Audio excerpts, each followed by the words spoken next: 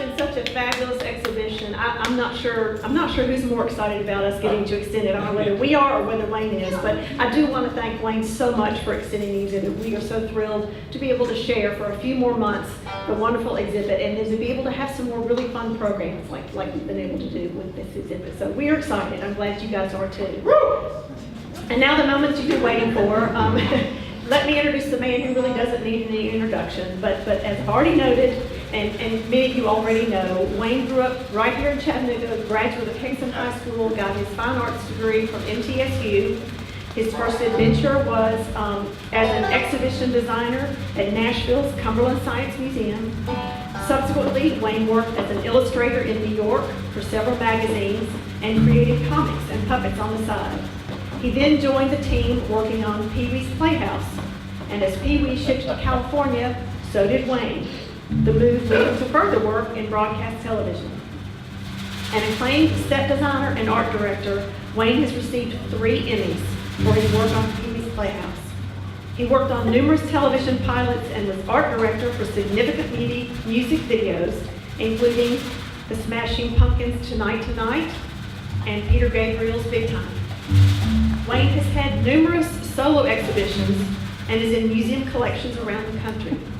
However, the exhibit right here at the Hunter is the first time that you're seeing his word paintings, his amazing puppets and sculptures, his sketches and drawings, and his early comic books all in one place. And we are so glad that that's right here at the Hunter Museum in Wayne's hometown of Chattanooga.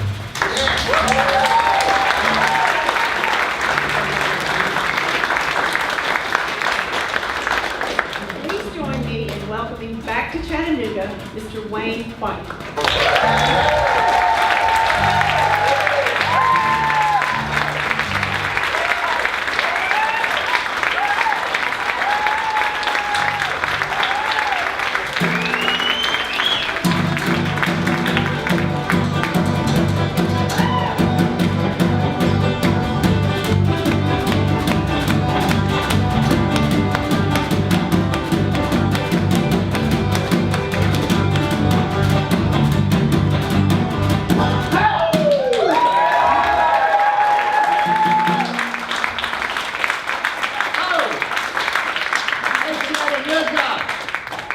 It's so good to be back in the beautiful scenic city. Thanks for having me.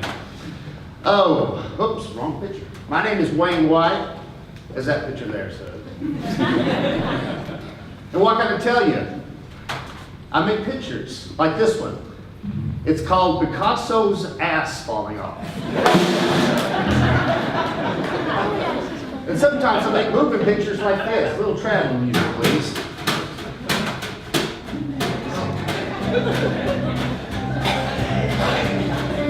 That's 29-year-old Lyndon Johnson, running for Congress in the hill country of Texas. And then sometimes I make big letters on the sides of buildings. This was done at the Wolverton Museum in Miami Beach for Miami Basel. And I made this big ass sign that says, "Beauty is embarrassing." Now what do I mean by that? Beauty is embarrassing. Tell you what, I'll tell you later. And then sometimes I pour paint on a picture and let it dry, and I tell you what it looks like. Picasso's ass falling off. Now where does all this nonsense start? Well, for me it starts in a place called Sand Mountain, Alabama. That's where all my people are from. Yeah! This is my daddy, Willis Wayne White. Yeah.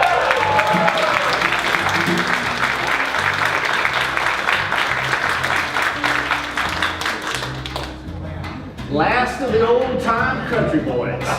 Grew up on a farm, plowing corn and cotton fields with a mule. No electricity, reading Captain Marvel comic books by kerosene lamp. Now, he got it in his mind he was going to marry this woman, Billie Jean Wilkes. Daughter of the richest man in town. Now, that wasn't settling too well with Mr. Roy Wilkes. So sure enough, he eloped 40 miles north with this hillbilly princess to Chattanooga, Tennessee. Yeah.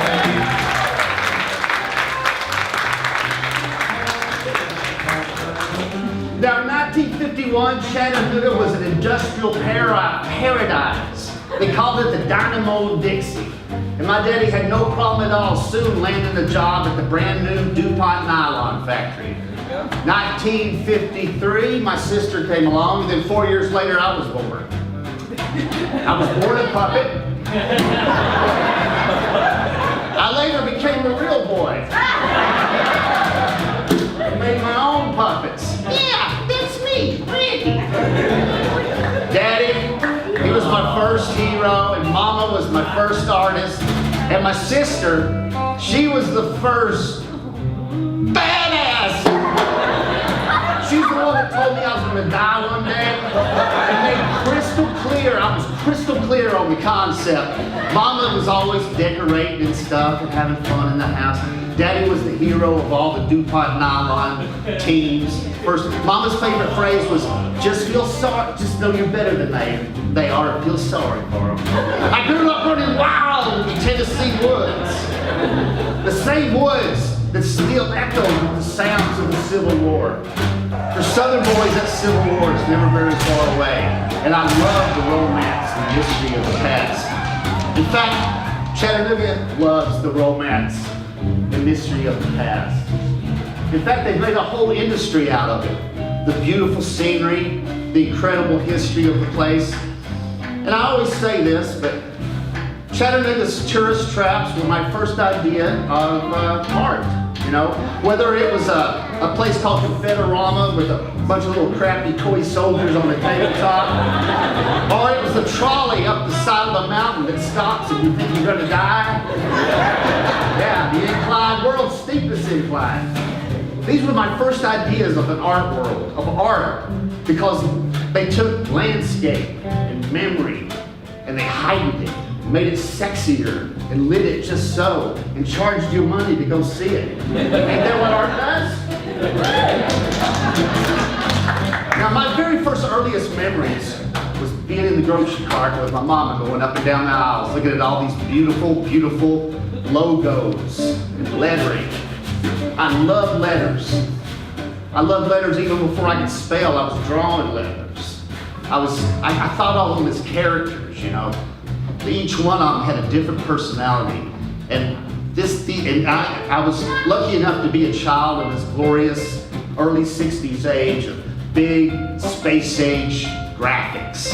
And I've always loved letters. Another thing, I was a weird little kid. I had my own imaginary playmate. I called him G-Dar, and he looked just like Roger Maris in the New York Yankees. And his wife looked just like Edie Adams. Oh yeah. I call her Lady G-Dar. I guess you know what was on my mind then. Of course, I watched a lot of TV. 5 days a week with this guy. A lot of you remember of a certain age, Captain Kangaroo. Yeah, love that guy. Let me see. A sexually ambiguous man with a funny hairdo, a funny suit, lives in a playhouse with puppets and talking furniture. Sounds familiar. But what really blew my mind was this baby, the Viewmaster. Oh yeah, man, the Viewmaster. Oh, I couldn't. Now, it was like right down the scope, and there was this beautiful three-dimensional world right inside this ugly little brown thing, you know? It's like this beautiful world that I thought was real. It was so three-dimensional and vivid, and it was just out of reach, just out of touch. I think a lot of artists share the same kind of vision or the same feelings when they're young and they're children. They've envisioned, they caught a glimpse of a world that they want to get to, but it's just out of reach. And it makes them artists because they spend their whole life trying to reach that world. And that's what the Viewmaster was for me. Like, I thought this was really Huckleberry Hound. This was really him. I mean, the flat cartoons was a cartoon, but this was him in real life, you know? I had no idea some artists in the Midwest carefully made this set, lit it just so, photographed it lit just so. That was real to me. And boy, did I want to live in Huckleberry Hound's world. Unfortunately, I was stuck with my blue-collar family in Nixon, Tennessee. I wasn't going anywhere except 3 or 4 nights a week to the bowling alley. There he is, Willis White there on the end, great bowler. Got to go with him all the time. Of course, when I went, I couldn't run around. I had to sit there. So I brought me a big old stack of paper and a pencil, and I drew. You might say I learned how to draw. I learned how to shut out all that noise and confusion so I could draw a perfect line. It's a great skill practice. Just like my dad was down there shutting out all the noise and confusion so he could throw the perfect strike. Both beautiful things, both related. Athletics and art, they were always entangled with me. And the bowling alley especially was one of my favorite places to go and learn how to draw. It was like, I draw pictures of his fellow bowlers, you know, and they would give me quarters and nickels and 50 cents, whatnot. You might say, sir, they kind of nurtured me in a weird way. Don't you think nurturing is important, sir? Nurturing? You talk like a damn woman. I got a 97 Ford LTD out there. I see you cheap for about $750. I don't want the Ford LDT, sir. I'm trying to talk about my life and my work and my art and my puppets. Puppets, don't you understand? Puppets? Yeah. Puppets. You mean to tell me you're a grown man and you play with dolls? And you proud of yourself? You're standing there all proud of yourself. Yeah, I'm proud of myself. I went out in the world trying to do something, trying to share my vision with the world, you know? I tried to make something of myself, leave Hickson, Tennessee and do something. Don't you understand that? It's got a moon roof. I don't want the car! I'm sorry, ladies and gentlemen. Pussy in a queer. What'd you call me? I'm sorry. I'm very sorry. That won't happen again. Now, growing up with country boys like everyone I knew, all the boys that worked out at the DuPont, all the boys that bowled, all the boys that played fast-pitch softball. Growing up around them things didn't nurture me as an artist, but it kind of made me more independent, made me even more determined to be an artist. So I grew up making paintings like this. I'm investigating and questioning stuff all the time over here in my studio. Hell, I'll try anything. Wood burning, bronze, and a 14-foot tall traffic pylon / peep show / planter / hillbilly. Try it sometime. Hell, I've even been in New York City up above the Golden Guy. That thing says you're supposed to act all impressed. You know, when the art is working, you know, it can be hit and miss. You know, you get in a bad mood sometimes. You know, you feel like I took off work and came all the way down here. Why? But then when it works, you get a real attitude about yourself. Run down the road to your mama's house and tell her I'm back. Right, Bobby? Now, like most American kids, my first idea of art was comic books, and my first idea of an artist was a cartoonist. And boy, did I love comic books. And this was my favorite, Superman. Now, I love Superman because of all his superpowers and the Fortress of Solitude and whatnot. But the thing I really identified most with Superman was he was discovered in a rocket in a field. And I felt like such a weirdo misfit in rural Tennessee that I secretly hoped I was discovered in a rocket. I really identified with that dude. I read Superman comics religiously up till about 13 years old, and then I discovered underground comics. Robert Crumb. Yeah. Robert Crumb. This was my first idea of art as more of my next level. More of a sophisticated thing. Crumb gave me the biggest lesson of all because he told stories of sex, drugs, and rock and roll, but he did it in this old-fashioned, innocent cartoon style. And the two clashed in a weird way, yet at the same time, they became this third new weird thing called art. And I learned from him a valuable lesson about art and life. It's basically the meetings of two opposites to make a third new thing, you know? Think about it. Electricity, positive, negative, light, dark, up, down. Art is the same way. villain, hero, light, dark, cool, warm. You know, it's just that simple. It's the lesson and the beauty and the secret of life. The coming together of opposites form a third thing. It's weird where you learn your lessons. About 13, 14 years old, I became an adamant Robert Crumb imitator. And I got my first art job I was a cartoonist on the Hickson, ooh, you can't see that. I was a cartoonist on the Hickson Junior High School newspaper, Instant Karma. And I did a lot of bad Robert Crumb imitations. There's one now that you can hardly see because it's a cheap-ass mimeograph newspaper.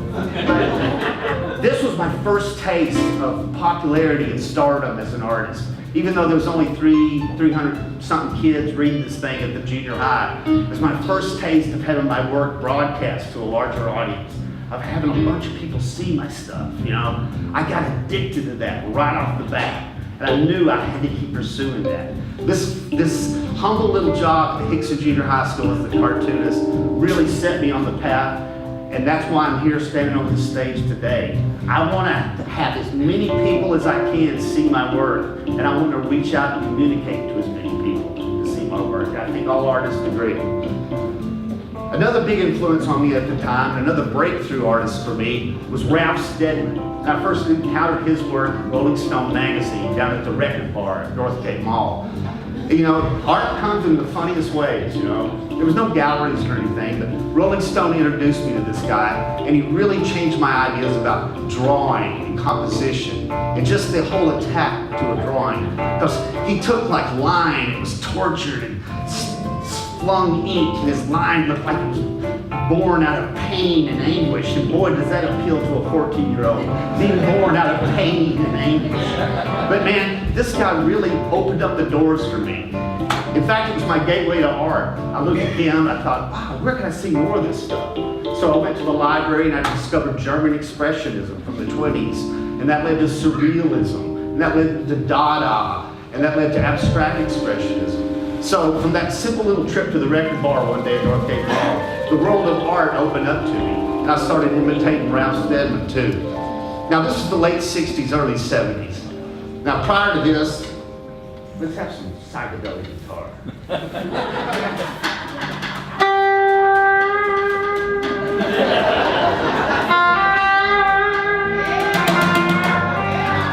Now prior to this, my heroes were Bart, Bear, Glenn, and Joe.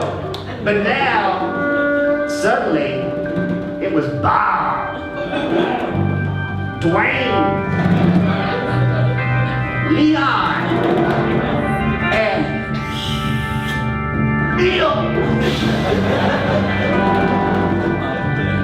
Yeah! I was letting my freak flag fly, baby. 10th grade, that hair came down. And of course, I would carefully tuck it back up when I got home at night. But I'd get to the bus stop and it'd be like, yeah, man, I was letting my freak flag fly. It was the 70s, a very important time for me, big influence on me. That's when everything kind of fell apart and went crazy.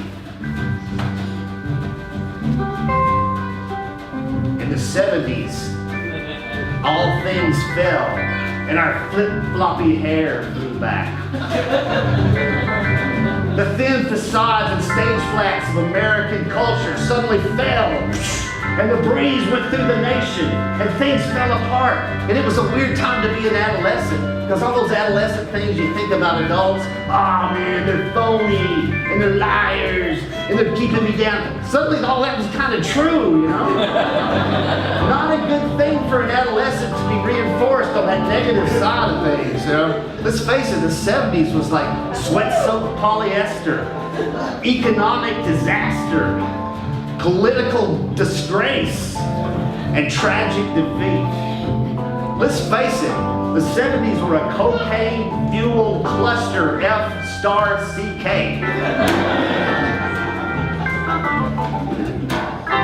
Now, right in the middle of the 70s, I enrolled at Middle Tennessee State University, where I pursued art and braless hippie chicks. I became a master of a certain genre of painting. Failed abstract paintings in the 70s. That was my thing. I mean, look at this. Ouch! That's what I was doing when I was 19, 20 years old. I had a teacher, he was an abstract expressionist, and he introduced me to the wild and crazy beatnik world of abstract expressionism. And I made a lot of bad paintings. But at the same time, I learned stuff too. I learned how to loosen up, just like Ralph Steadman had taught me. I learned how to work in a series and not just concentrate on one precious object, but do 20 at a time. I learned how to jazz it up and riff like a jazz musician. Yeah, even though I was failure after failure, it still was a success because I learned. You learn more from your failures than your successes, you know?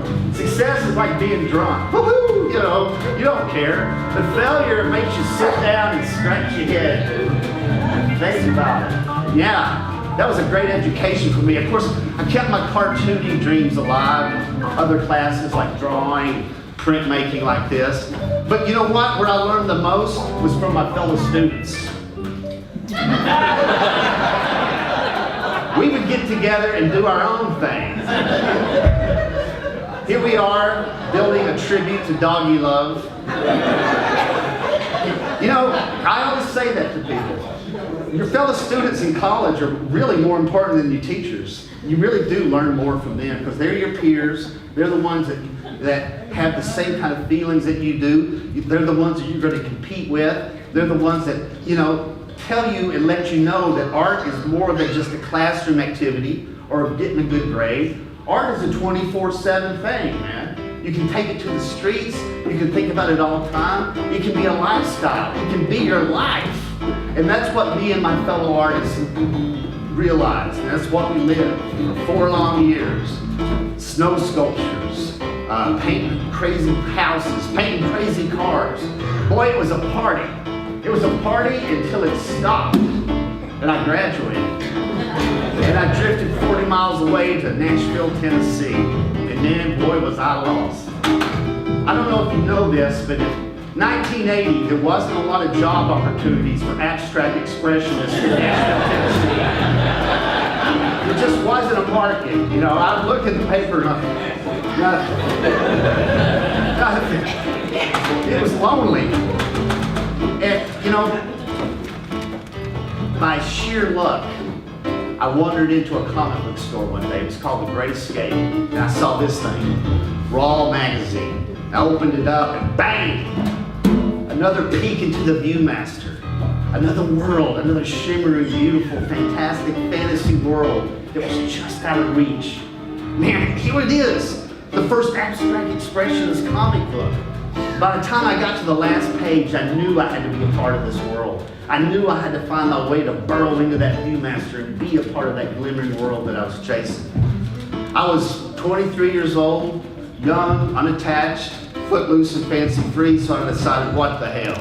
I jumped into my 1974 Maverick. I drove up to New York City, and I parked on 23rd Street. I read that Art Spiegelman, who ran Raw magazine, taught at the School of Visual Arts, and I looked it up in the phone book. It's on 23rd Street. Parked, went into the school, stopped him in the hallway, went up to him, hey, Mr. Spiegelman, there's my comics, which were horrible. He saw them, took pity on this poor hillbilly and said, well, you know, you can sit in on my class if you want to. Bang! Instant verification. Boy, I was on it. I went back down to Tennessee, moved back up to New York, got myself an apartment on West 4th Street, right above the Pink Pussycat Boutique. And then I got me a job working the midnight shift at the Empire Diner over on 10th Avenue, cooking omelets for crack whores. Now, in Tennessee, I thought I was a pretty hot thing, you know. I was top of the heap, big man, big fish in a little pond. And I got up to New York, and boy, I had another thing coming. Suddenly, I was nobody. I was the lowest of the low man on the totem pole. I was underground. Because I was surrounded by the best of the best, and that's where they all come, New York City. And suddenly, it's like, oh man. And this guy, Gary Panner, who went on to become a very important friend of mine later on. This guy was a genius. He had put it all together. He was doing things that I could only dream of. And I tell this to young people, and I'm telling y'all this today, if there's anybody out there that's just starting a career, don't settle on being a big fish in a little pond. Don't settle on being a big man in a little place. Go somewhere where everybody's better than you. It'll put a fire under your ass. Go out on a limb and do or die. You'll either learn fast and get better in no time. It's a great education. Or you'll learn you're not good enough and you'll come back home with your tail between your legs. But at least you'll know. At least you tried out for the big leagues. And I stuck with it. I mean, I was surrounded by guys like Gary Panter, Kaz, Mark Newgarden, Charles Burns, again with Raw Magazine. And I got to be around these guys and work at the offices of Raw Magazine. I got to work with Art Spiegelman's work while he drew the great groundbreaking graphic novel, Mouse. I got to watch that.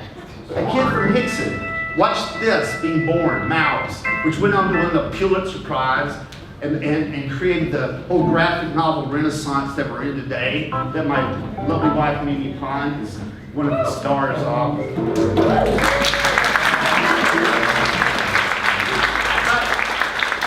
All because I took a risk. And everybody thought I was nuts moving up there, you know? And again, opposites. A New York Jew and a Chattanooga hillbilly coming together. When does that happen? Never.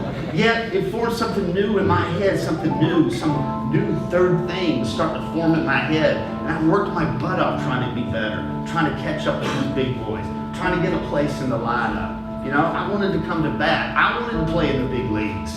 And sure enough, after about 3 long years of struggle, I started getting work as a cartoonist. Of course, you all remember my super famous character, Ronster the Monster.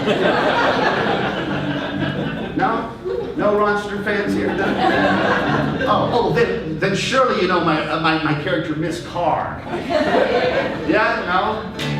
Come on, man. She had an upside-down car head. Cadillac bumper bullets for breasts. No? It was in High Times magazine. They don't know about it. Anyway, I was working. I was barely eking along, but I was working. I was getting work as a cartoonist and an illustrator. New York Times, Village Voice, Travel and Leisure.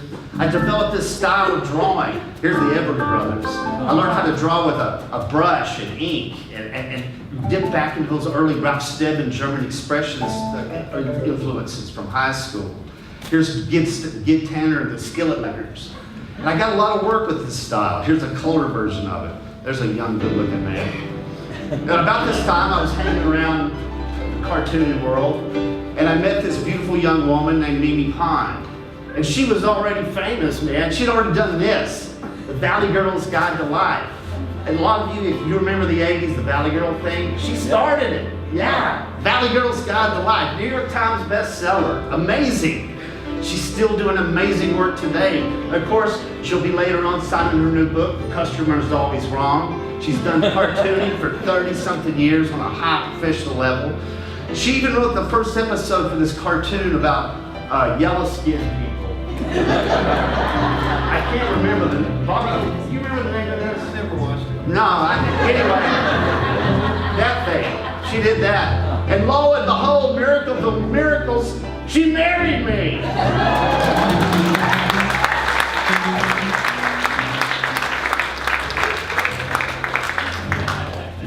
Yeah, I was a lucky guy. And we've gone on to have 2 beautiful, brilliant artist children, Woodrow and Lulu. They're both artists. May God have mercy on their souls.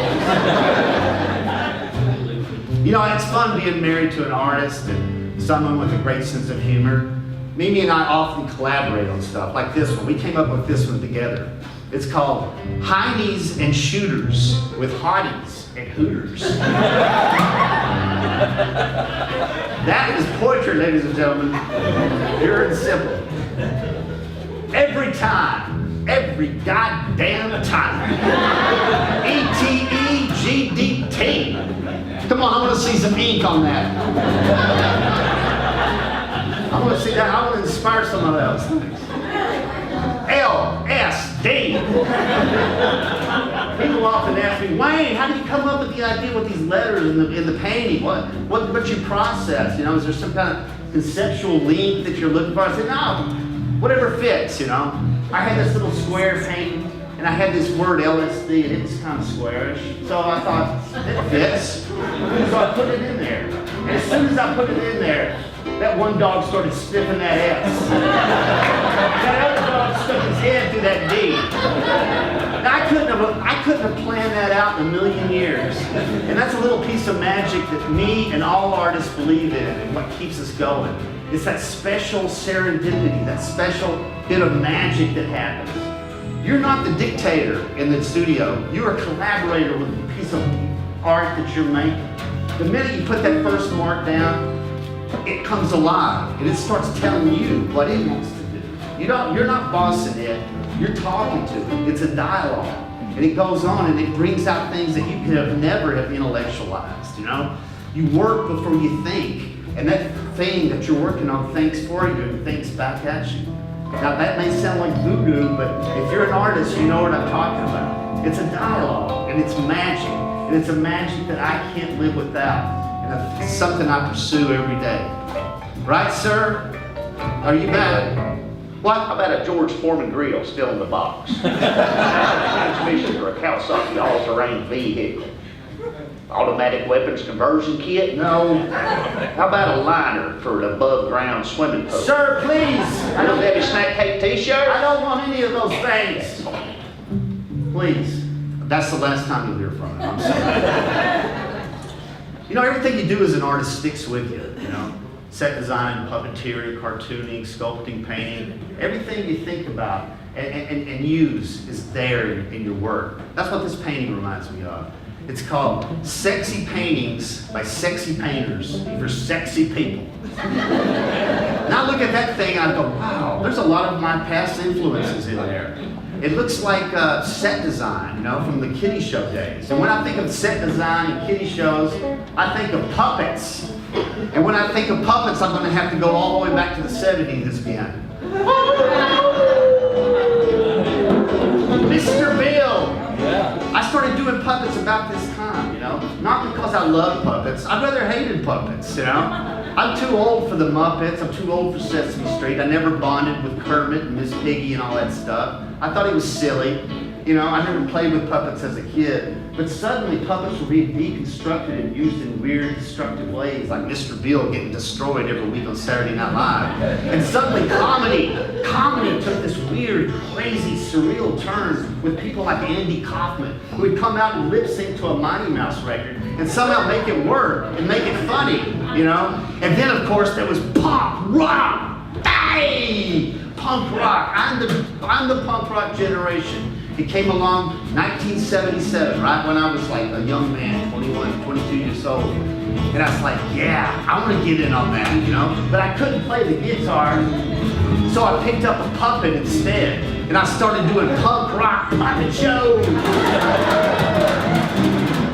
Yeah, me and my buddies, Jeff Wells and Mike Quinn, we'd get behind there and we'd go nuts. Our puppets spurted blood over the first 2 or 3 rows of the audience.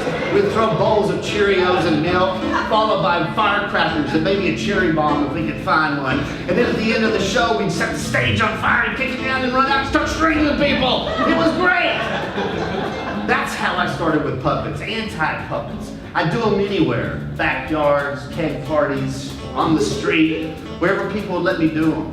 I did it for fun, you know. I did it because I liked it. It was fun. And it brought together painting and sculpture in a way that was not pretentious. It was down to earth. It entertained people.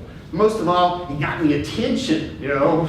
I wanted attention. I wanted the people to know my voice. I wanted to reach out, you know.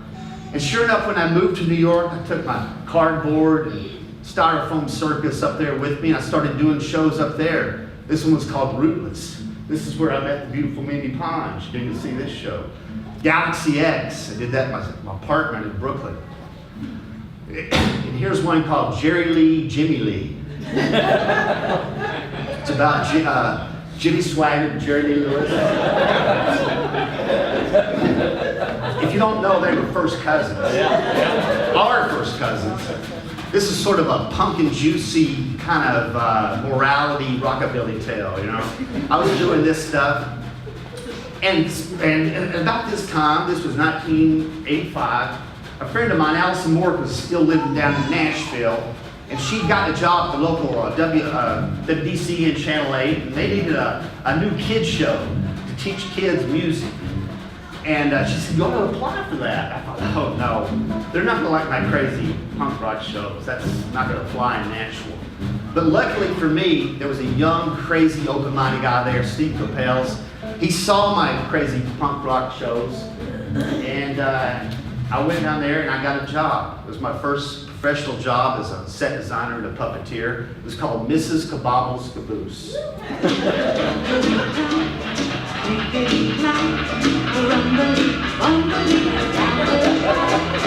I'm so glad to see you back.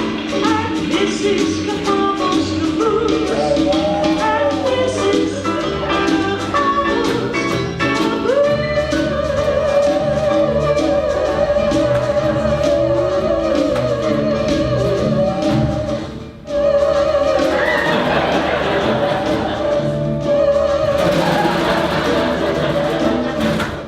Yeah, this is the Kabobbles Caboose.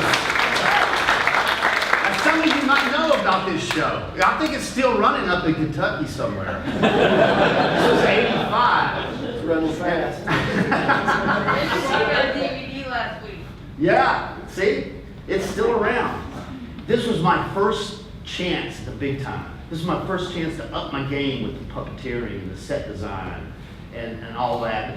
I consider this a blend of Little Golden Books and the Cabinet of Dr. Caligari.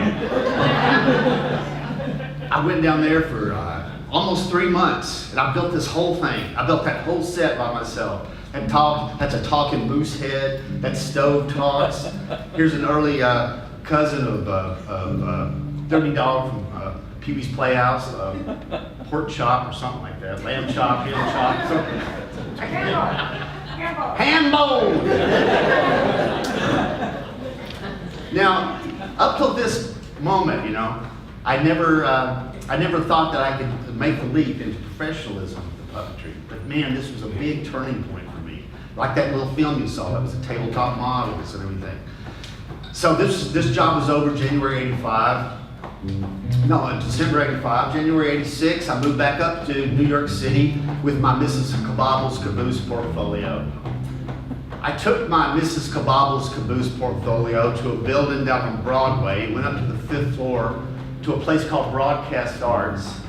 I showed them my Mrs. Kabobbles Caboose portfolio, and they gave me a job on the greatest show in the history of the universe.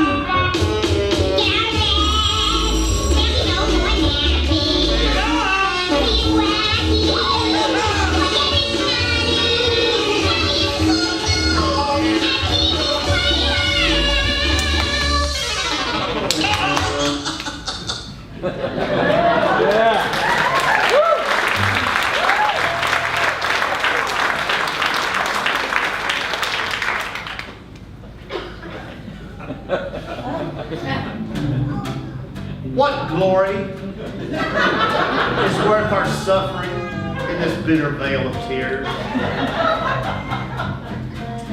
What is our destination when we leave our Tennessee home with a suitcase full of crappy puppets? Oh, wow! I made it! I had crawled into the Viewmaster and I was in that Viewmaster, baby. I was living it.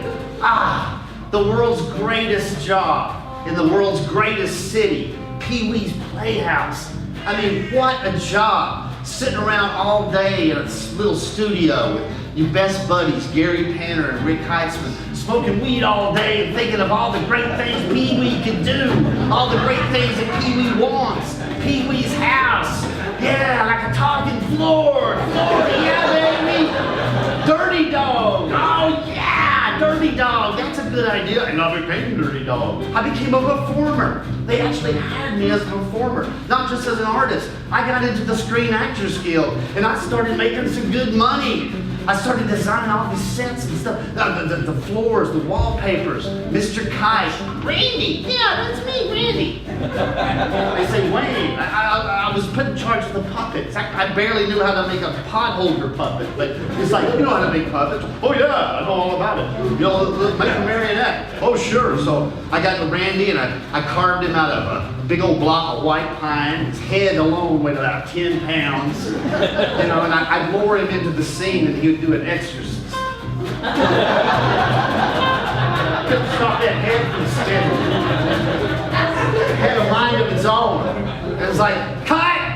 Wait, what's wrong with your puppet? I go, I don't know. None of my other marionettes do this. Must be something. I never met a marionette in my life. Listen, sometimes you just gotta jump. You know, boys and girls, ladies and gentlemen, you're never ready in this life. You're never ready. Just get ready and jump and learn as you go.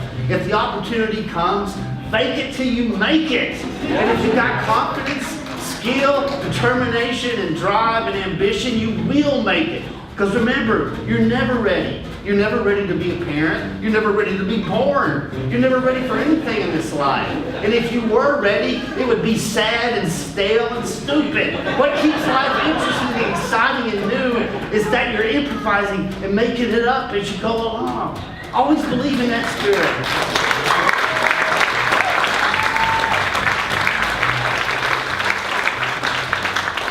Yeah, the drama just kept coming. The Beatnik guys, Dirty Dog, Cool Cat, Chicken Baby, Conky the Robot. There I am as Roger the Monster. And of course, you know, this all of a sudden also gave me a little lesson. When I was doing those crazy ass punk rock puppet shows, people were going, Wayne, stop wasting your time, you know? This is silly. You're never going to go anywhere with this, you know? Concentrate on your craft, and your drawing, and your painting, you know? What are you doing this stuff for? But secretly inside, it's like, you know? I want to do this because I love it. And that's another lesson. I love it so much that it led to the most successful and the most money-making and the greatest thing I ever did, you know? That this weird love led me into my gold mine, you know? Just because I didn't listen to other people and I kept up this crazy stuff. So never discount something you love. There's no guilty pleasures. It's what you love and it's what you don't love. Follow what you love. It's going to lead to where you want to go. And suddenly, I was where I wanted to go. Just like that, I was plucked off the mean streets of New York and I became a set designer and a puppeteer and a puppet maker because of the incredible phenomenon of Pee-wee's Playhouse. If y'all don't remember it, it was a big deal. I mean, it was a huge hit. It changed children's television forever. And suddenly I was the guy from Pee-wee's Playhouse, and I was getting all these incredible jobs. Like this, Shining Time Station. They introduced Thomas the Tank Engine to America. I did all that whole mural there in this train station, and Ringo Starr lived in a house that I painted on that wall. And I got to meet him. I touched the Beatle. I touched the Beatle, Bobby. I'm from Hickson, Tennessee, and I touched the Beatle. He wasn't too crazy about it. I went on all kinds of crazy jobs, like this one for the Riders in the Sky from Nashville, Tennessee. They had an early Saturday morning CBS show called Riders in the Sky, and it was like Pee Wee Herman Goes West. And then there was this one, Beekman's World, and that was a really good show for me. I learned animation. I did this crazy collage, junk sculpture sets. Now, kiddie shows are great and everything, but if you really want to impress the ladies, you got to do the rock videos. Yeah.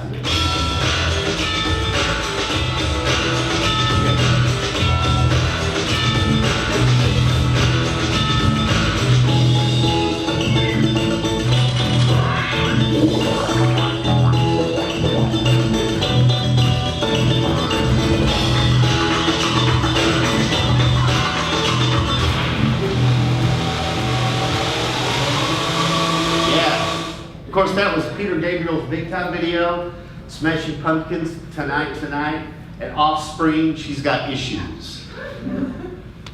Yeah. You know, I discovered the power of painting and drawing in Hollywood all over again. In Hollywood, everything starts with an image. Whether it's done on a computer or an easel or a piece of paper, a canvas or whatever. Suddenly I knew that my talent was in demand. It could make money off that. And I was the guy who first conjured up the images. And these are the production paintings that I did for Smashing Pumpkins. This is the launch side, moon set. It's like you could take these paintings into a meeting with a bunch of uptight producers, put them on an easel, and walk out of there with a $150,000 budget for your production. That's the power of art, man. The power of images. I was learning, and I was living the Hollywood life, you know?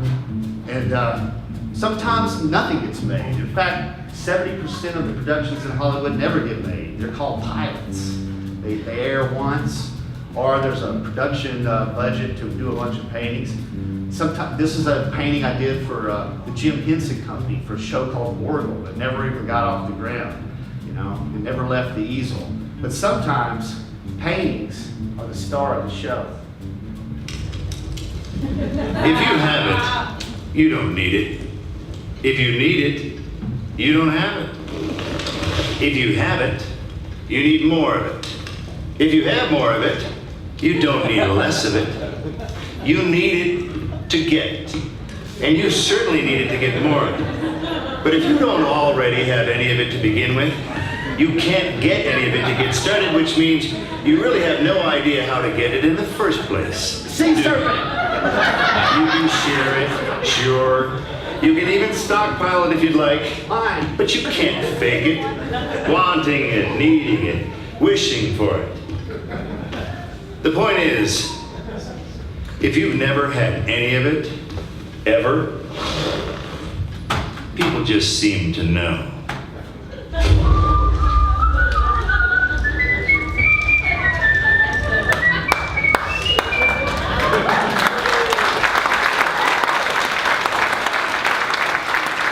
Ladies and gentlemen, the world's longest clipper ship painting. 2.5 feet tall, 60 feet long, acrylic on canvas. Thank you very much. That is no computer trick. That was 3.5 weeks of torture. Now I got that job because I'd started painting again, and the directors, Jonathan Dayton and Valerie Ferris, knew that I was painting, and I was painting a very specific style that they could use. They also hired me on that Smashing Pumpkins thing because of this particular style. I had gone back. I was getting tired of all this cartoony kids show surrealism, pop art, and all that bright colors and wackiness. I decided to do a 180 about 1988. And I started painting in this super realistic style. A lot of you have seen this painting upstairs in my show. This is called the Battle of Lookout Mountain. And I started thinking about my past, running through those Tennessee woods, playing like I was a Civil War soldier. And growing up here in Chattanooga, in love with the romance and the mystery of the past, you know? So I thought, I'm just gonna surprise everyone and start painting super realistic and do these kind of like history paintings.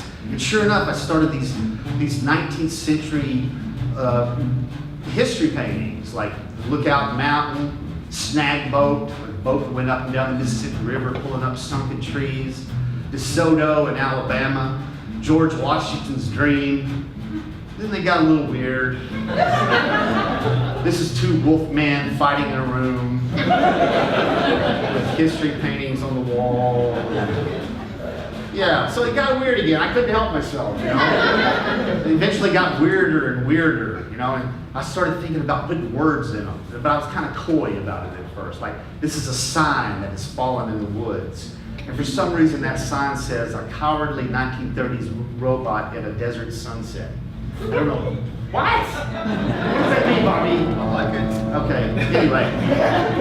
Words started becoming more and more important to me. You know what I said? Everything you try to do sticks with you. With all those words and titles and topography designs and stuff I've done as a cartoonist. And even the stories I told, the words of the word balloons and everything. Words.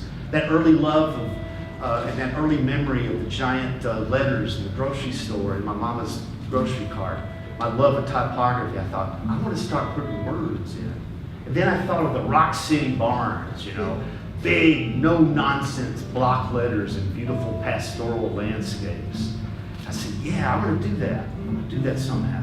I'm going to paint a landscape, and I'm going to get a barn, and I'm going to put my letters on the side of that barn, you know. I thought, no, I don't want to reference Rock City too much. I'm just going to put the white letters in the landscape. So I got all these thrift store paintings, and I got them for the frames, you know, and they had these cheap landscape reproductions in them, and I thought, okay, I'm going to do that. I'm going to put some letters in there.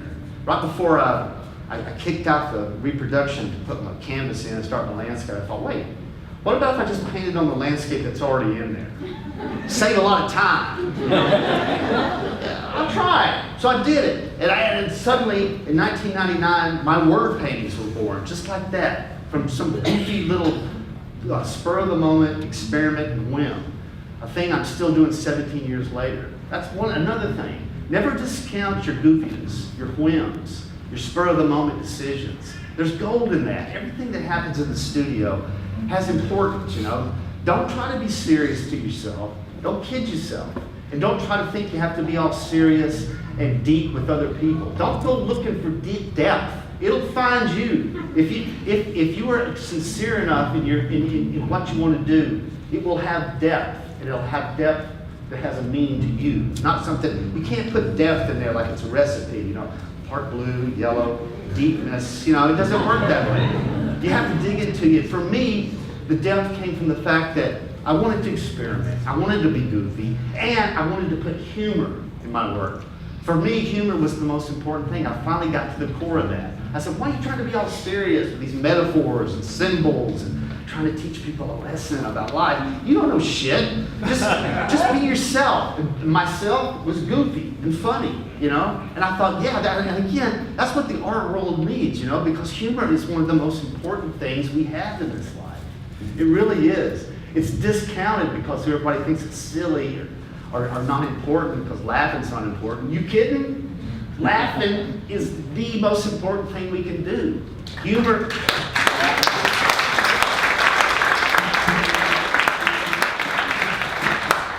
Humor is our salvation.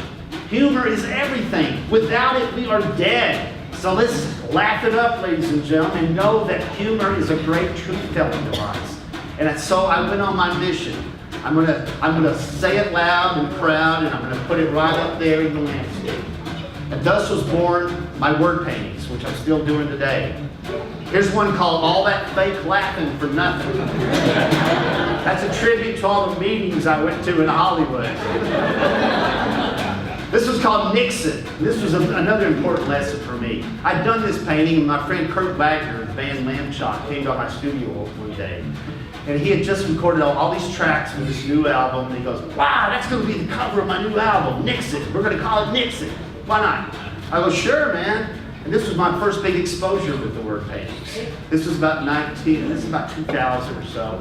And this album became their biggest hit. They even had a top 10 hit in England off this album. They made posters. This Nixon poster was plastered all over London. And before I knew it, all these high-toned critics were chiming in about this album and how it was a song cycle about Nixon and the deep meaning of each song was related to Nixon in the 70s. They started reading all this stuff into it, and I finally realized critics don't know shit. You know? I never once worried about a critic since then. They're just a man or a woman with a deadline, you know? So I never worried about what a critic said about my work ever since then. Sugar tit. That's a southern thing. My mama used to say that all the time. Sucking on sugar tit. Here's one of my tributes to marriage. This one is called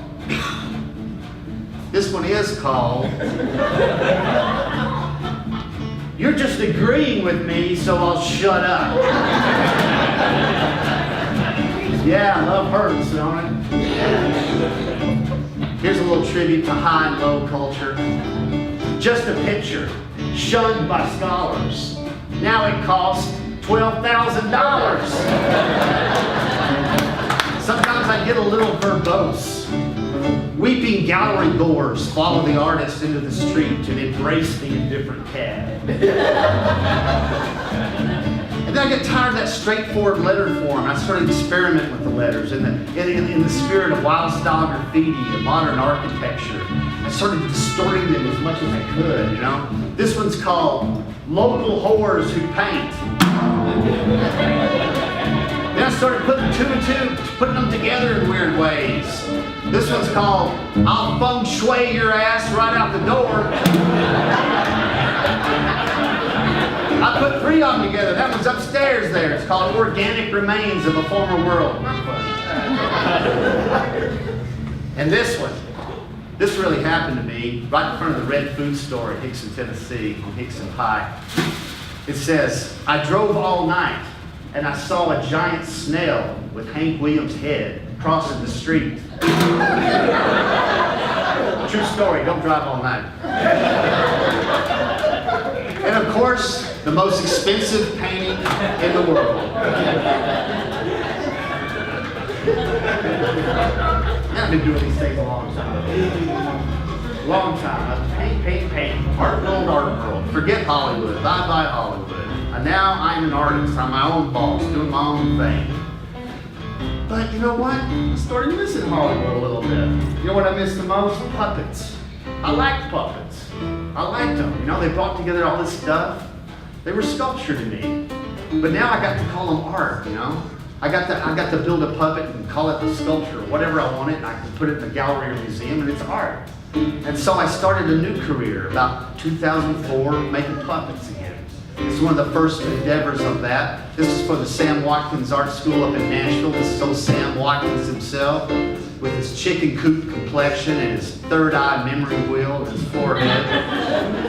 And this is old Sonny Webb up at Webb School. A lot of you might remember this from the movie Beauty is Embarrassing. I started getting big. I like that scale, you know. That was really exciting, building these big puppets. This is a job I did in Oklahoma City at the Oklahoma City Museum of Modern Art. This is called Halo Amuck, which is an anagram of Oklahoma. Ain't that clever? Halo Amuck. This was a Cubist cowboy rodeo. And I took Picasso and Frederick Remington and I kind of smashed them up together to see what would happen. And sure enough, all those horses and cows and buck riders, and you pull ropes and the cowboys creak and groan, and it's a crazy, crazy, beautiful thing. Here's one I did up in York, Pennsylvania. It's called Foe. Now this would probably get me in trouble recently because this was all about Confederate soldiers. And this is about when the Confederates raided York, Pennsylvania right before Gettysburg. And they raided the town. This is the only northern town that the Confederates ever overtook. And it was a manufacturing center. So they went crazy with shoes, and food, and new clothes, and hats and stuff. This is a puppet that pulls his boots on and off. And it wasn't about war. It was about a bunch of hungry young 18, 19-year-old scarecrows dressed in rags, you know, having an orgy of consumerism in a Yankee town, York, Pennsylvania. This was their commander, Jubal Early. And this is how you entered the Foe exhibition. You had to walk through his Colossus of Rhodes legs, as he said, "Pam." And then there was the parades. I did a parade in Shreveport, Louisiana, great town, full of history. That's an alligator. Then I went to Wichita, Kansas, and I did a thing called a Sundowner Parade.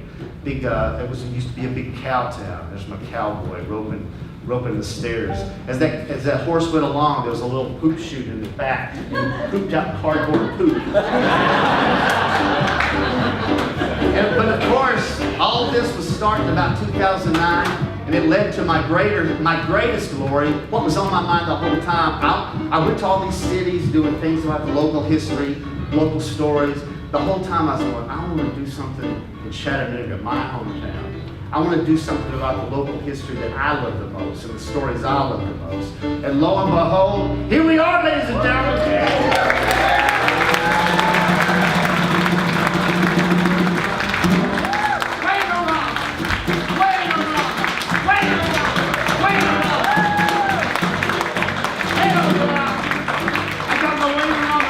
Up here today. God bless them all. Praise the Lord. Waynerama, Chattanooga,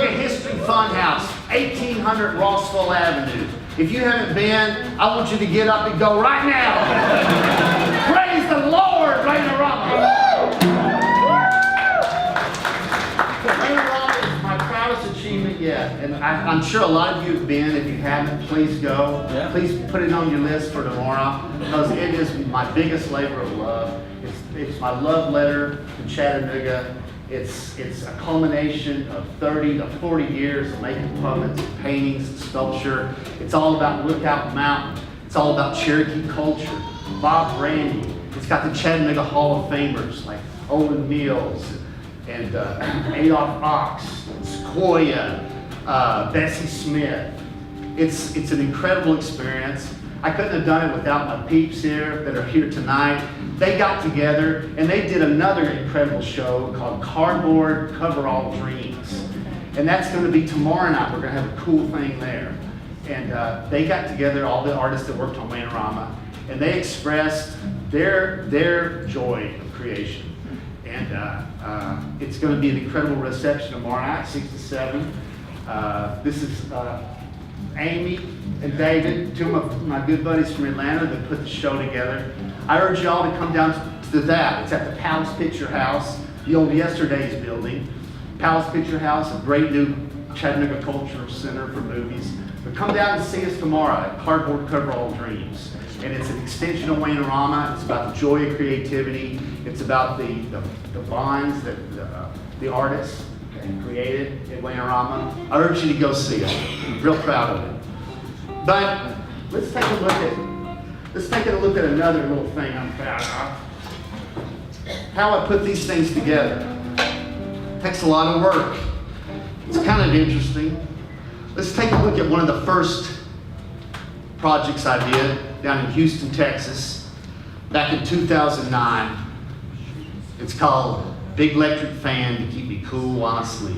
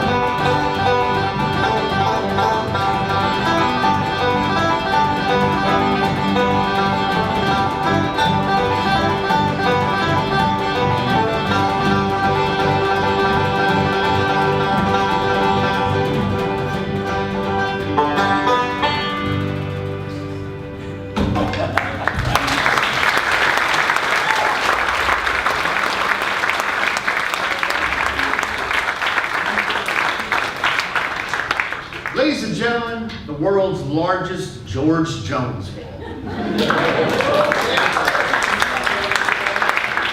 26 feet long, 14 feet tall. His eyes roll sleepily in the hot Houston night.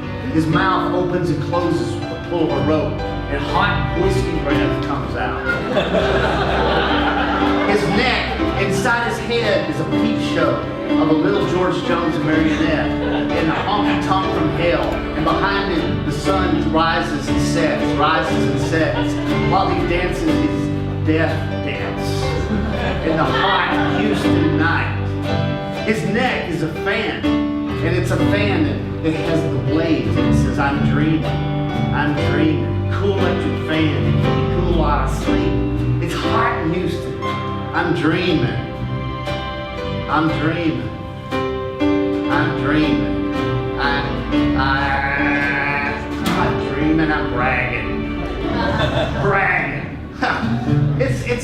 It's not a good thing to brag, right, boys? You know, it's not a good thing to brag. It's not important that I've won 1, 2, 3 Emmys. You know, that's vulgar. That's bad manners, you know? Or that astronaut MTV thing for that Smashing Pumpkins video. Not good. Not good. I can't console myself, though. I've been working at this, making these paintings since 1879. That's a long time. In fact, it's a little too long. It's kind of, embarrassing.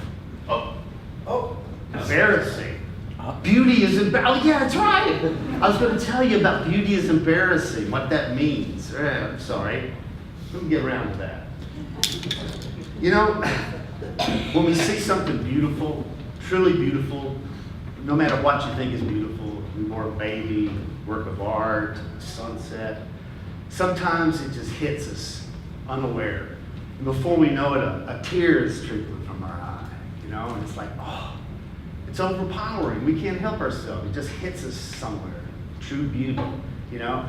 And nobody wants to see, especially a dude, you don't want to let people see you crying over something like that, you know? It's embarrassing. You're vulnerable. You're in a very vulnerable moment, and beauty made you that way, you know? And you're embarrassed for yourself. You don't want to let people know that you're sensitive, tender. So in that way, beauty is embarrassing. Another way, models, really good-looking boys and girls that are just born they grow up and they're beautiful. They're beautiful. They're also assholes. That beauty has given them a sense of entitlement their whole life, you know? And they think they were responsible for it. But no, it's just the cosmic luck of the draw. That's all it is. People can't handle their own personal beauty. It turns them into monsters. But I'm not saying everybody's like that, but a lot of them are. Believe me, I've known them, actors and models. You know, they can't handle beauty. And you look at that, and you look at their reprehensible, silly behavior, and you're embarrassed for them, you know? In that sense, beauty is embarrassing. But the one meaning that hits home closest to my heart is the fact that artists are people who make beauty. I mean, really, it comes right down to it. We are beauty makers, you know? But you can't go around saying that, you know? You can't be at a party and, hi, my name's Joe, I'm a systems analyst. Hi, my name's Wayne, and I make beauty. So, last time. So, you know, in that sense, it's embarrassing to say you're a beauty maker. But, you know, I owe you, ladies and gentlemen, a big debt of gratitude. You let me stand up here tonight and show you all my beautiful things, and I didn't get embarrassed once. Thank you. I'm Wayne Wright.